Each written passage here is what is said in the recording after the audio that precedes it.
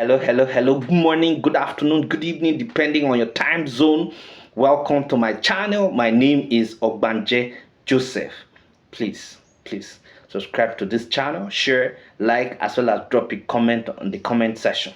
So today our lecture is titled Emerging African Economies and Their Role in Shaping International Trade and Investment Architecture in World Economy.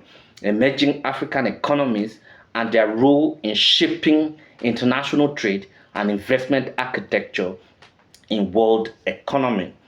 Now, Africa is ironically the richest continent in the world, but she is the most underdeveloped and contributes the least to the global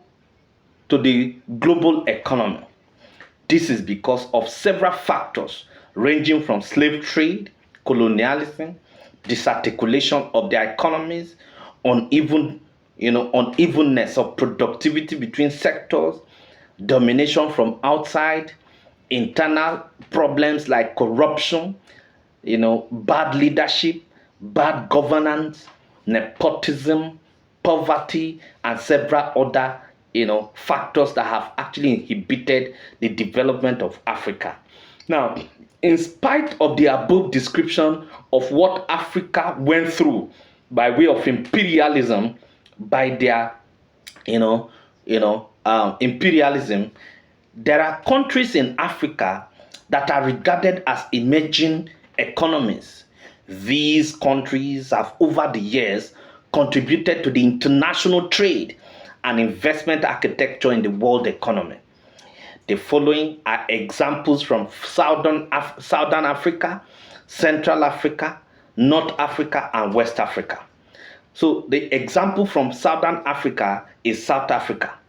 Now, since the end of apartheid, foreign trade in South Africa has increased following the lifting of several sanctions and boycotts, which are imposed as a means of ending apartheid.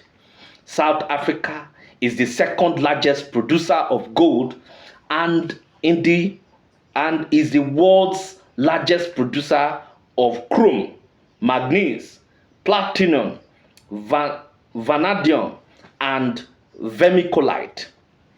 Although mining accounts for 114%, mining accounts for 14% of the GDP of South Africa, but South Africa has a large agricultural sector and it is a net exporter of farming product. Now, her principal trading partners are Germany, the United States of America, China, Japan, the UK, and Spain. Now, we are going to be looking at Kenya now. Now, exports in Kenya averaged 265, okay, 26,574.98 million, from 1998 until 2016. Agricultural products are central to Kenya's export industry, with horticultural and tea being the most important Other export items include textiles, coffee, tobacco, iron and steel products, petroleum products, cement, and cement. Kenya's main export partners are, the UK, Netherlands, Uganda, Tanzania, United States, and Pakistan. So the third country we are going to be looking at today is Egypt. Now, oil export is central to the Egyptian economy.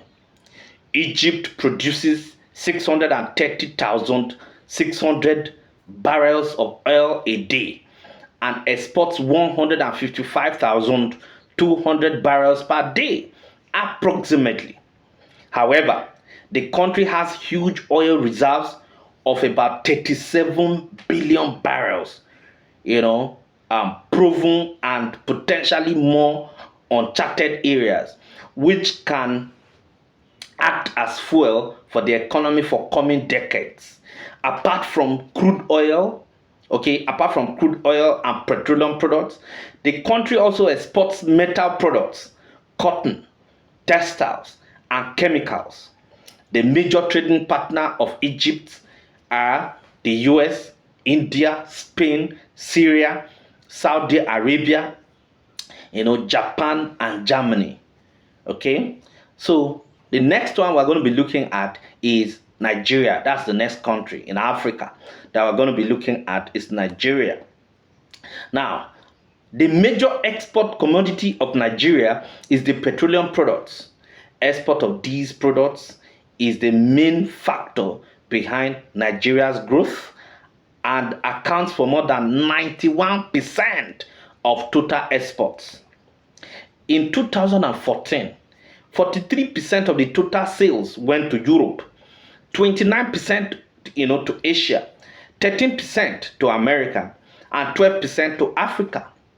Now, these, there is no gainsaying that the country is heavily dependent on imported goods, but efforts are in place to reduce that and increase the export commodity through the diversification of the economy. Now, what have I said so far? What I've said is that now Africa is bogged by underdevelopment, is bogged down by underdevelopment. Several African countries actually witness their downtime, right now. From 1960, when they had their independence to date, a lot of African countries are grappling with underdevelopment, squalor, poverty, and several negative indicators, when it has to do with the economy, economic indicators. However, in as much as majority of the African countries are actually wallowing in such underdevelopment indicators, there are a few African countries that can be regarded as emerging African economies. And some of these African economies were the ones I talked about. The first which I talked about is South Africa. And now South Africa has actually done well when it has to do with their economy. Okay, the second country I mentioned was Kenya. Kenya also has not done badly when it has to do with their economy. So Kenya can also be comfortably, conveniently regarded as an emerging African economy that has actually done very well economically. Okay, another country which I talked about is Egypt. Egypt is in North Africa, and Egypt has actually tried as much as possible to actually keep their economy very robust. If not for anything, they are known for their petroleum products. Okay, now another country which I talked about, which is number 4, representing West Africa, is Nigeria.